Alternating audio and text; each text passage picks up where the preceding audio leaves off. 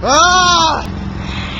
The new season of Walking Dead doesn't come out until this October, and the only thing keeping me from going nuts has been watching Game of Thrones. But you know, we're coming up to the end of this season of Game of Thrones as well, so I don't know what I'm gonna do to keep myself from going, from keeping my sanity until October. Wait a second. I think I know what we can do. Maybe we can have a conversation about Walking Dead. Yeah. Maybe we can have a couple of conversations. Maybe we can talk about, the differences between the comic and the television show. Maybe we can talk about how characters differ, how they're the same, and of course my general opinions about both. Yeah, I think this can work. And you know what? I know exactly the best place to start. With Mr. Philip Blake, better known as the Governor.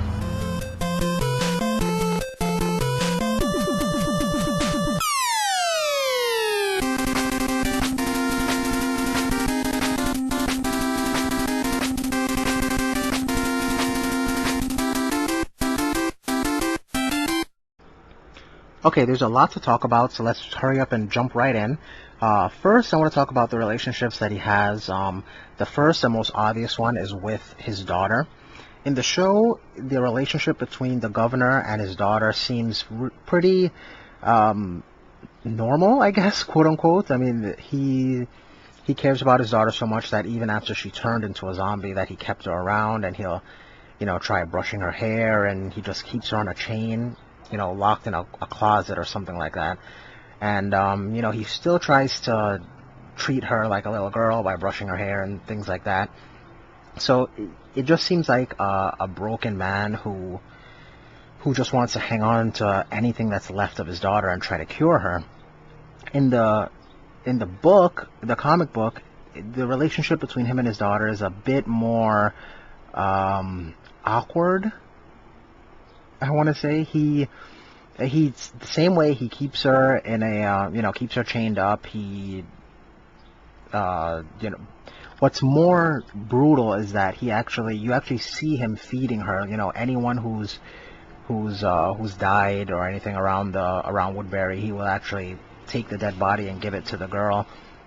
And he's a lot more forceful with her. Like, you see the governor struggling with combing her hair in the show, but in the book, if she just steps out of line, he just straight up like pimp slaps her.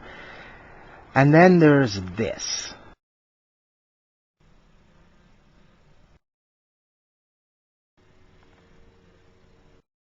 Yeah, pretty weird the way I don't think a normal person would kiss their daughter like that, but which I guess kind of hints that maybe there was a sexual thing between him and his daughter prior to all this happening, which would make a lot of sense, and I'll explain why later on.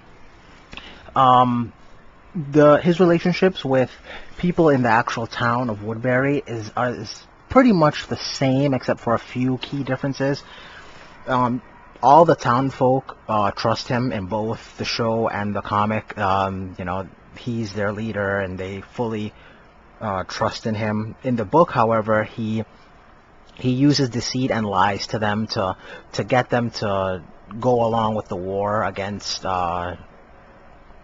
Rick's group, which he did in the show as well. But it's just more prevalent in the comic. For example, there was one scene where he had Tyrese hostage, and he killed Tyrese in front of them, and went back to Woodbury and told everyone that he tried to use Tyrese as leverage, but they killed their own guy so that they wouldn't have leverage over him. So you see all the lies that he tells to keep in control and keep the power amongst the town.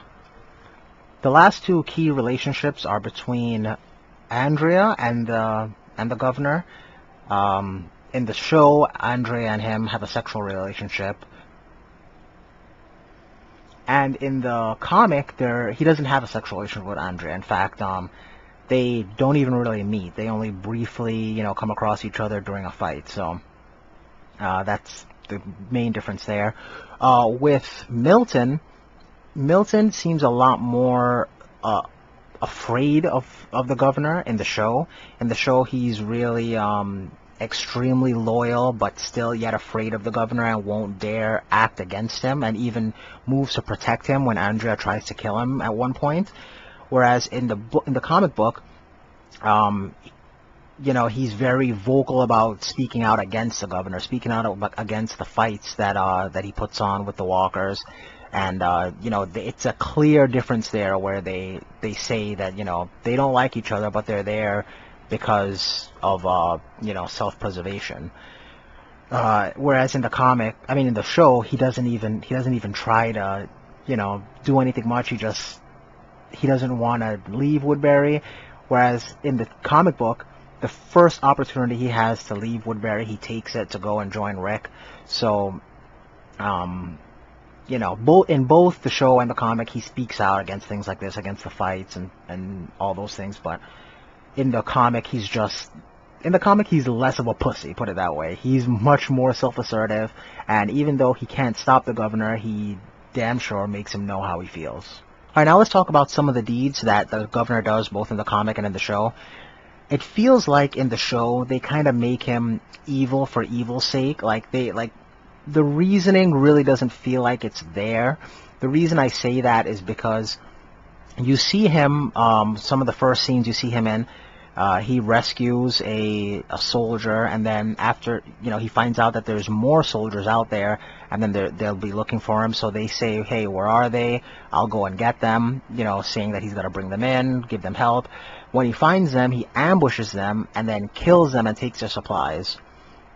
And then he does something completely the opposite when he takes in Andrea and Michonne.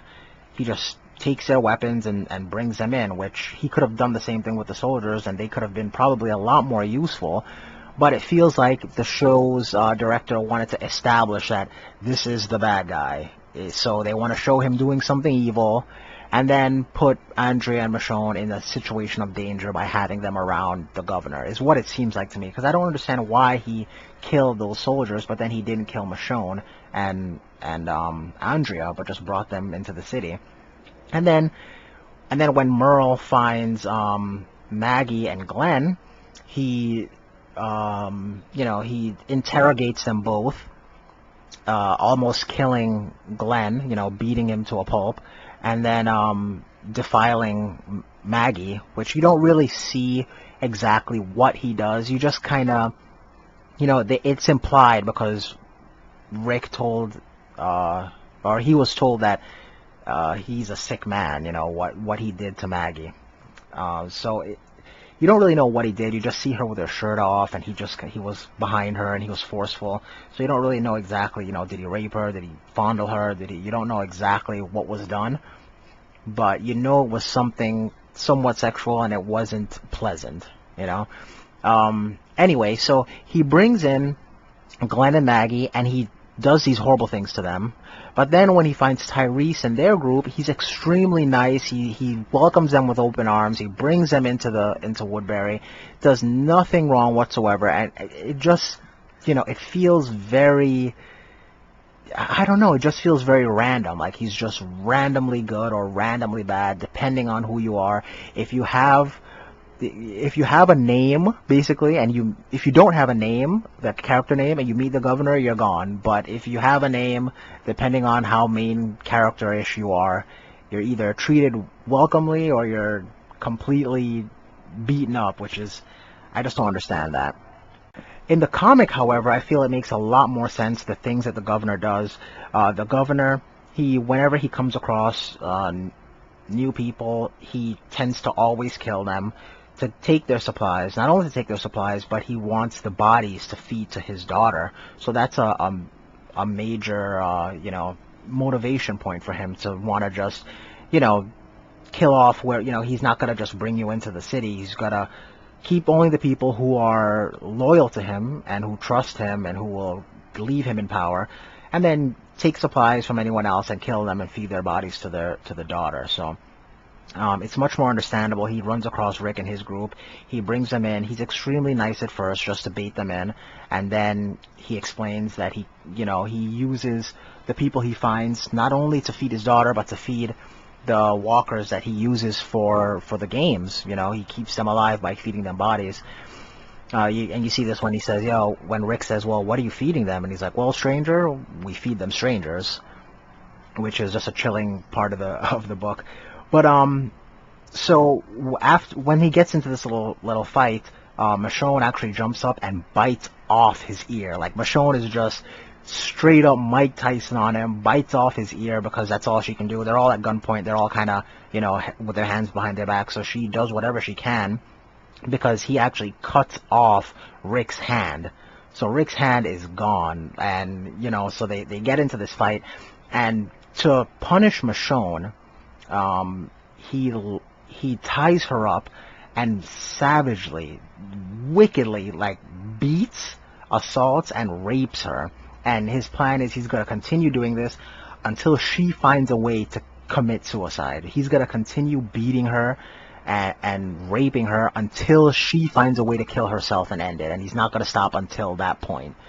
And I mean, damn, look at this guy's face. And one thing that's different too is the governor is like a more handsome gentleman in the show, but in the comic, that face just screams scumbag. Like, look at this guy. So anyway, he savagely, you know, like, rapes and beats Michonne, and which is a major motivation point for her later on about wanting to get revenge on the governor. And oh man, it's just the head count that the governor has also in the comic is much higher than it is in the show. In the TV show, he's responsible for killing Marv, and you know, killing him in a way where he would come back as a walker, which was pretty damn cruel. So he does that. Also, he captures Andrea, ties her to his little torture chair that he was saving for Michonne, which also creeper factor, you know, him hunting down Andrea and bringing her back, putting her in that torture chair. So he's definitely wicked and twisted in the show, but in the comic, I feel he's much more villainous. He actually, you know, he cuts off Rick's hand, and then when he's feeding his daughter, because the meat is bad or whatever, or it's old, he actually feeds her Rick's hand, which is completely ridiculous. And then, you know, his head count is just nuts in the comic, where he actually kills Lori and the baby, the newborn baby. He kills Maggie's father, Herschel. He kills Tyrese, among a couple others. So I mean, he's just ripping through them. He's, you know, like I said, he feels like much more of a threat. He feels much more dangerous. He assaults them with a tank in front of the prison. So yeah, the governor, the deeds that he's done in the show, I think, are way trumped with what he does in the comic. In the comic, he's just much more villainous, much more dangerous, and which is hard to top, because in the show he's he's a pretty bad dude in the show too. So now, what is ultimately the fate of the governor? Now, in the comic book, it seems like he's pretty much dead when Michonne is done with him. I mean, Michonne rips this guy apart. Like, she finally gets a hold of him, puts him in the same torture room that she was beaten and raped by him in, gets him there, nails his penis to the floor, and just goes to town on him. She rips out his fingernails, she cuts his hand off, she sticks a spoon, you know, up his anus, like way up there, pulls it back out. She cauterizes his wound so he doesn't bleed out, so she can continue the torture. She takes the same spoon that was up his anus and you know, plucks out his eye. Just completely tortures this guy. And then before she leaves, because she's interrupted, she cuts his throat with her katana and runs out. But she doesn't necessarily finish the job. And he does eventually heal and come back after them. Comes back at full force with a tank. He's not playing games, but it seemed like he was dead after Michonne was done with him, but then it turns out he wasn't. What actually happens is someone actually shoots out his other eye, so before he dies, he has both eyes gone, and then he's pushed into a herd of walkers, and then the zombies just, rip him apart and eat him. So in the comic, that's it for the governor. He's dead and gone. In the show, in the comic, he went out with a blaze of glory. In the show, he just he tries to attack the prison, doesn't really succeed. He gets pissed, and some of the events are somewhat similar, where the Woodbury citizens aren't as battle ready as Rick's group, so they start getting beat up and killed by them. But Andrea just completely rips them apart too. It's funny how Andrea in the comic is one of my favorite characters, but she's one of my most hated characters in the show. But we'll get to that when we cover Andrea. But in the show and the comic, in both of them, the Woodbury gang, or whatever, the citizens, are not as well trained and has fought as many zombies and stuff like that as Rick's group. So they start getting scared. They're like, hey, we're getting slaughtered out here. We can't fight them. They're killing us. And in the comic, the governor just kind of retreats, kind of builds their morale again, and then they try and attack again. But in the show, he just kind of, after they're like, no, we can't do this, we're getting killed, he just shoots them all, gets into the truck with two other guys, and then drives off. And we don't know what happens to him. That's just kind of, he just drives off into the sunset. So I'm guessing that sometime in the next season, we will see the governor return. Maybe not this season, maybe the next, who knows. But I'm pretty sure that we'll see a return of the governor in the show, and who knows what will happen from at that point. But for right now, comic books, he bit the dust, but in the show, I'm pretty sure we're going to see him again. And lastly, my opinion. I really like the character of the governor. I like him. I like him in both incarnations, in the show and in the comic. However, I'd say that in the comic, he makes more sense as a villain. In the show, he's just, like I said, he feels kind of random. He just kind of does things to do them. And he's driven by the death of his daughter in the show, which makes him more humane. So that makes sense. But in the comic, he's strictly his motivations are just greed, power, and control. He just wants to control the town. He needs enough supplies to continue controlling the town. And when he runs across Rick and his group, especially Michonne, he's strictly based on revenge, because he ran up against the wrong group when he dealt with Rick and Michonne. But and when they eventually messed him up, killed some guys and escaped, and didn't reveal to them exactly where the prison was, which he also wanted the prison because it was a safe place. He was strictly driven by revenge and killing them, and especially getting back Michonne and objecting her to even more tortures than before. So it's revenge in both incarnations, but where one you can see it's a lot more justifiable, I suppose, in the show. In the comics, he's just way more ruthless and much more of a scumbag. He's much more villainous. So if I had to choose, I'd have to say, as a villain, I like the comic version of the governor the best. Thanks so much, you guys. If you guys enjoyed this, I would highly appreciate you guys giving me a like, a thumbs up, whichever one it is, and favoriting the video, whatever you like, sharing it. I would really appreciate that. And please, comment, give me a video response, especially give me a comment on who you would like for me to review next. So thanks so much, you guys, and I'll see you next time.